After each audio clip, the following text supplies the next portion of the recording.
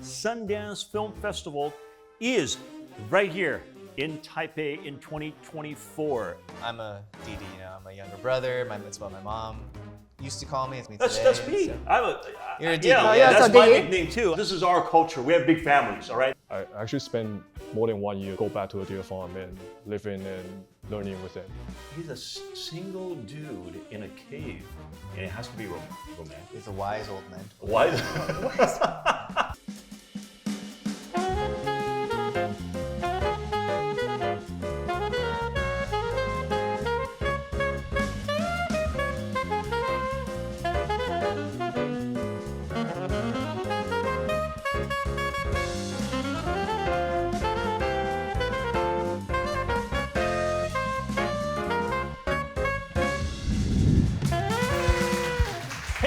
Welcome to the Taipei Tonight Show. I'm your host, Dennis Nieh. Wait a minute, we are not in the 101 building today. That is right. We are taking our program to another level. We are at the very iconic location, the Huashan Spot Cinema in the heart of Taipei. Now, this place is amazing. In 1914, this was a sake factory. But now, this is the creative hub of Taiwan for recreation, creative people, cinema theaters, and all kinds of shows and exhibitions. And why are we doing here today? Because this is the second Taipei Sundance Film Festival. Now, we covered it a little bit before, but this year we are doing it up. Everybody from around the world is gathered here to check out the creative power of Taiwan and bringing in talents from all around the world. So you guys are in for a treat. Today's very special Taipei Tonight Show coming to you from Sundance, Taipei 2024.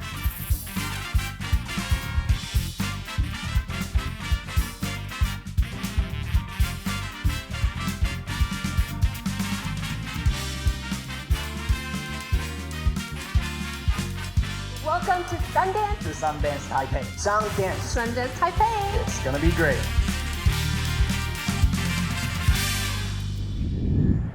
Wow, see, that looks amazing. That is right. Sundance Film Festival is right here in Taipei in 2024. And today we are here doing a special program outside of the Taipei 101 studio. But we're very privileged today because we get to see some of the amazing films that's being shown in the festival this year. And a good number of them are from directors and actors and actresses right here from Taiwan. So this is a sneak peek.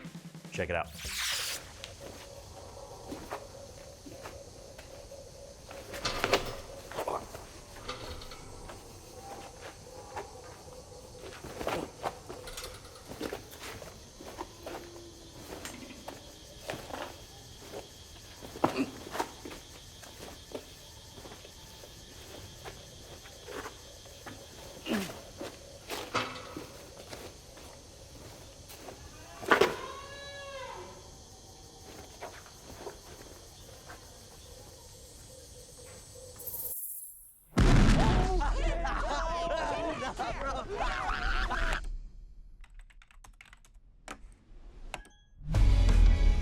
What was your name again? Chris. All my friends just call me Wang Wang. What should I call you?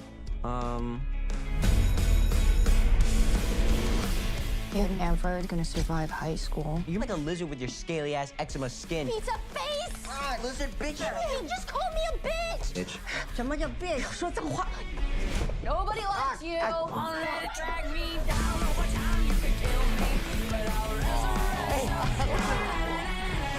Max 啊，保持4.0的 GPA。哦 ，Chris 拍 video。 Yo, Wang Wang, don't even trip. You got strong ass teeth. You're handsome. That's why Maddie likes you, baby. Lean into the person until your lips touch. Have you ever played the nervous game before? Are you nervous? Yes. What? I am nervous. I'm sorry.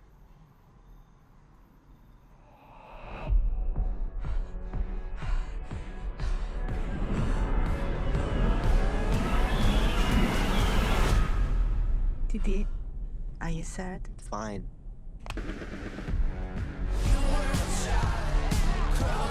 I'm thinking you. Come on. 道你这样做别人会怎么看我。 I'm your son. I'm sorry I'm not a bragging right to your friends. If you guys need a filmer, I film. So, who are those new people you've been hanging out with? Friends. Promise me you won't do anything stupid.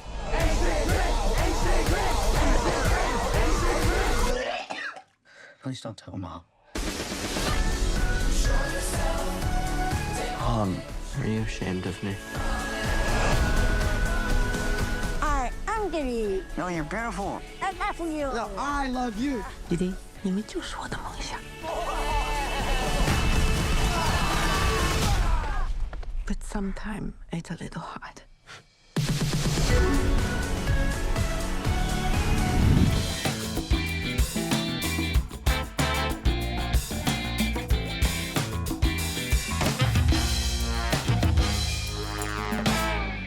And today we are so excited that we have three special guests coming on our show, Wu Kexi, Sean, and An.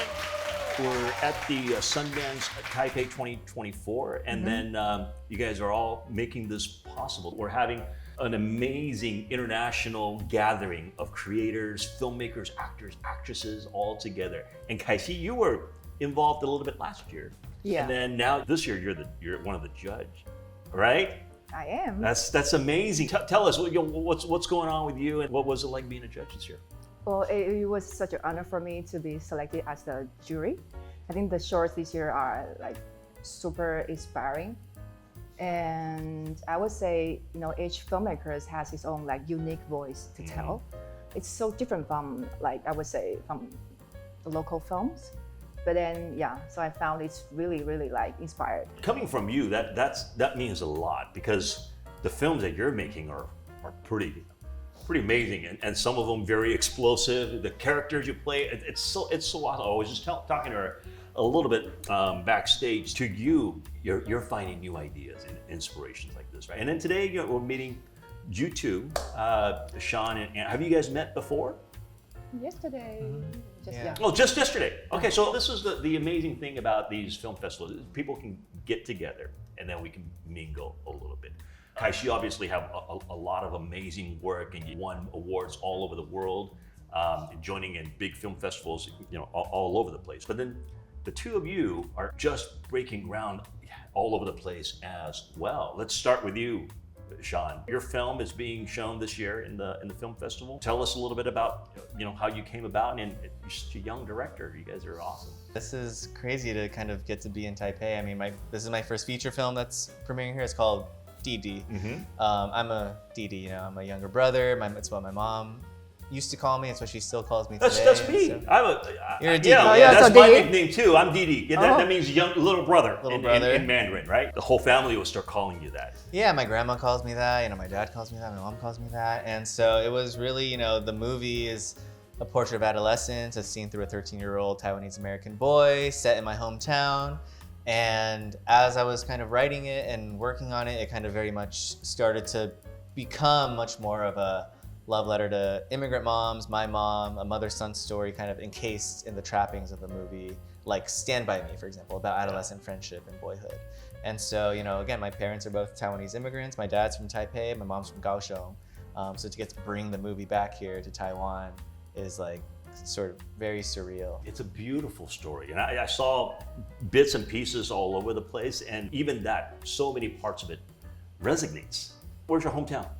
The East Bay, Fremont, California, in Northern California. Same here. I grew up What? in San Jose. I was born in San Jose. Really? Yeah. Oh man, Bay Area. Gotta represent. 510-408. Right? Yeah, that's right. But your film career, you did grandma and grandmother, right? You get a lot of inspiration from the family characters. Is that where? Yeah, I don't know. It was not intentional. People are like, "You're gonna do a trilogy, like Nieh Waipo, Dìdi, Jie." I'm like, no, it's not. cousin. Cuts The it whole out to family. Dìdi, but See, this is our culture. We have big families. All right, that's how it goes. Okay. Yeah. So there's a lot of stories to be told there.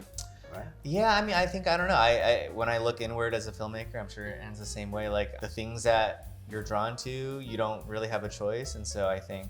I made Nieh Waipo over in 2021 over the pandemic, and that just kind of became a short that I made that kind of found an audience that was so much bigger than I could have ever imagined. And this tiny little film we made got nominated for an Oscar, and then Dìdi was kind of the same as the first feature film and obviously bigger, but we made it in a way that felt very homegrown and familial. My grandma is in the feature film too. We casted her to play the grandmother. We have 90% like first-time actors, and we have, you know, obviously experienced actors too, but for that film to, you know, again, like premiere at Sundance and now be in Taiwan is sort of like so far from where we shot the film. Yeah. And so it just kind of is like crazy to be That here. is amazing. Have you seen all of the films, or have you seen bits and pieces of it? I look forward to watching it. I mean, because like I couldn't watch it because it's opening, but then It's I going to be will- shown, right? Yeah, this it's time? going to be shown. Yeah, I mean, that's something that we don't see quite as often here, right? And then, so moving right along to the next up-and-coming director, Ang, tell us about your project this year. My film is about like a very unique ender culture in Taiwan, based in a deer farm. Like people, we cut off like the deer, male deer's ender every year, and we kind of like ground it into powder and like also soak it into wine, using as a Chinese medicine. So it's kind of like very like a unique Taiwanese culture. Yeah, and then you made it into a story about a kid and his attachment to the deer, and there's a lot of struggle and inner story into it as well. You know, to some of the audience out there that may or may not know this, to us, we don't hang them up on the wall. Instead, we cut them off and we ground it into a powder. It's viewed as something that of like a medicine, a medicinal use kind of a thing. And it's interesting that some of the footage is in there that you shot, because you know, me living in Taiwan for so many years, I actually stumbled into a deer farm before, and I saw all of that because I was driving my kids around in Taiwan, and we saw those big signs at deer farm, and we're like, oh, is that a petting zoo? But I think my kids were still pretty amused. But then that's something that's very, very different. So you're showing a very different and new perspective of Taiwan and storytelling there. Is that something that, is that also from you? Your personal inspiration or experience? I think what you say is actually very interesting, because my dad used to take me to like go camping a lot. I remember one time he just took me into the farms, and that's my first time being in the farm. I remember that's during the ender harvest season, so I get to witness. You witnessed the whole front and center. You get to see it. Huh? Yeah, exactly. When I was little, so that just like stuck in my mind. Yeah, that's actually why I kind of go back to a deer farm, and I actually spent more than 1 year there, just like living and learning with them, with the farmers. Just to prepare for your. Yeah, I made 3 shorts at a deer farm, so that experience kind of like brought me back to the farms and just like living with them and see how I can like link back to my experience with my dad. Yeah. I guess here we're really showing off a very broad range of storytelling. I would imagine amongst us here today, because you're definitely the one with the most experience, and then you know you've seen so much, you've participated so much, and then now you're venturing into storytelling as well. How do you see this, you know, Sundance Film Festival come together, and then, you know, seeing the platform show off in Taiwan? What's your experience so far with it? I often, you know, talk about, you know, like how do we, you know, improve our storytellings, and then how do we bring Taiwanese cinema to the world? I mean, you know, like from, you know, with industrial people, like our films has been to, you know, like European film festivals, but then it's like US is like kind of like so far away from us, because it's like a dream. It's like it's hard to like, you know, touch. It feels like we're a little more distant. Yeah, it's like we watch Hollywood films, you know, like when we were like grew up, but then we never thought about, okay, can we make a film, you know, like to the world, and then to have like more audiences to see. I think like for Sundance this time it's like we get to talk, you know, like meet people like Sean, and then we talk about like ideas and how they make films, and then how do we do it, and then I think I've learned so much from them. I stole like a lot of ideas from them actually. So I think like it would benefit the industry. It was hard to imagine that we can bring Sundance to Taiwan, because we're seeing a lot of film, like you said, the Hollywood blockbuster films they're just getting bigger and bigger and bigger. But for one, I really enjoy a good story, and those films are harder and harder to come by. And so Sundance has become one of those very precious platforms that independent storytelling can still be done and it can still be seen, right? But Taiwan kind of falls into that category.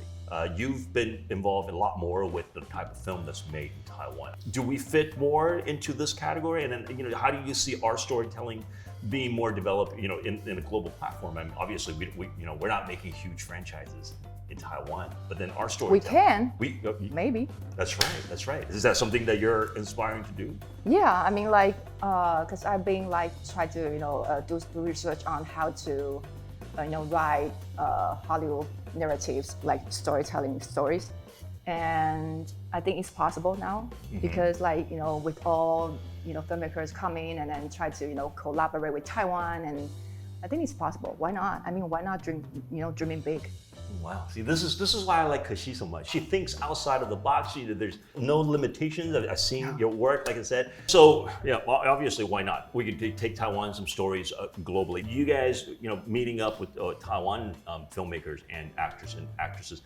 Are there any sparks, or have you guys seen any work from Taiwan? I've been very inspired by Taiwanese cinema and Taiwanese filmmakers my whole life. I mean, my parents are obsessed with Ang Lee, and that's been this sort of generational connection between us. But I as I became a filmmaker, I got really inspired by filmmakers like Edward Yang and Ho Xiaoshan, and Yi was a big inspiration for Dìdi. Similar titles, but very different. But yeah, I think I'm very inspired by Taiwan too, and even just kind of being back here. It's always been a dream of mine to be able to shoot a movie here in Taiwan too. So now today, I think this is a very interesting mix that we have here. I guess to the international audience, Asian stories are told currently still in a limited sort of way. We're breaking into a lot more or stereotypical way, right? But we're starting to make a lot more progress. A lot of these films, a lot of the stories are based here, but then now, on the other side of the Pacific, there's a lot of stories based there as well that needs to be told. And a mix of it would definitely be something that the audience are waiting for. I'm definitely one of those people. I mean, I look forward to some collaboration, hopefully from you guys, or just other people in this film festival. I think there's going to be a lot of sparks flying as this festival continues and getting all these talents together.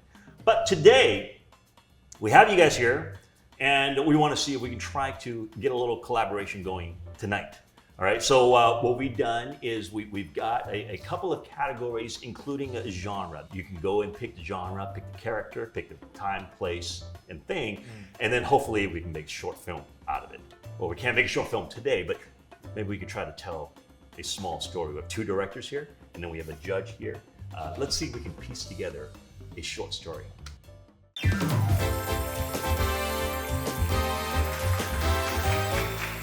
Let's see if we can come up with the next feature film from Taiwan, all right? So here we go. This is our lottery of characters and genres and places.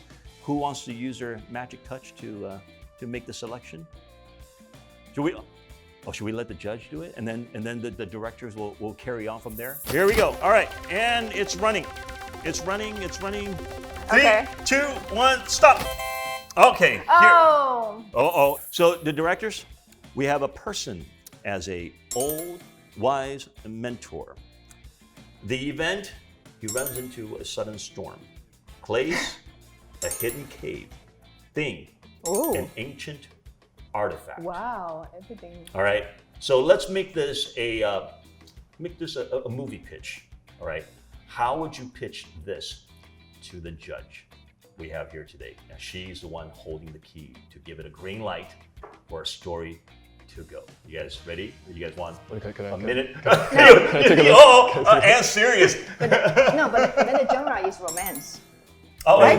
And the genre is romance. Oh, he's a single dude in a cave, and it has to be romantic. He's a wise old mentor. Wise? Single wise old mentor. All right. Maybe it's like a maybe he's like 1,000 years old, doesn't age. Wow. Oh. You know? Wow. And then a sudden storm comes. That's why he's in the cave. Yeah, that makes sense. Yeah. But then it's a romance. So what does he fall in love with? An ancient artifact. Maybe it's like Yeah, it's like the object. The object. Is there a genie? Because nowadays, like people, started to, love, like he can fall in love with animals. He can fall in love with the cup. The city generation stuff. Maybe he's so old. He's a wise old mentor, but the sudden storm in a hidden cave, he goes crazy. He doesn't have food. He falls in love with them. Oh, so the attachment is with the thing. Yeah. He's. That's very like modern stuff. Like happens, like in some of the world already. I think we got something. All right. So you ready for a real pitch? What would you do with this idea at a pitch? Are you ready? And 3, 2, 1, action. So we have a single wise old mentor. He doesn't age. He's ageless, kind of like Avatar, The Last Airbender. And he got caught up in a sudden storm, so he hides in the cave. But maybe it's an emotional storm. It's personal. It's also raining. So it's because of a storm. So he goes and hides in a cave, but then it's like it's a metaphor. Yeah, in that cave, time stops. So therefore, he's in there for 1,000 years, and he doesn't realize it. But he gets hungry. Still. He still gets hungry. Okay. And he falls in love with an ancient artifact, but that ancient artifact ends up being himself. He learns to love himself in the cave. It's a romance. It's a romance. Yeah. Wow. Right, and it's kind of like Castaway, between Tom Hanks and Wilson, and he's in love with the thing, right? But the thing is himself. The thing is himself. Wow, it's about self-love. Oh, that's deep. That is deep. Yeah, sure. Yeah. All right, I don't know. Would you give it a green light, Judge? Yeah, of course. Like we're Of course. going to shoot it like this year, right? Yeah. What's the budget? All right, guys, thank you for playing along. Thank you so much for doing this with us. I know you just landed. I know you barely, got your head wrapped around us doing this. Tushy, thank you so much for being here. All right, Sean, thank you for coming. Thank you And so Ang, much. thank you so much for being here. Thank Good you. luck on your films. Yeah, we'll be back next year with this film. With this film, right? Okay, we're going to promote this. She's producing. She's going to produce it. Okay, I'll see you guys next year right here on the same show. Guys, thank you so much for watching. We'll see you guys next week. Bye-bye.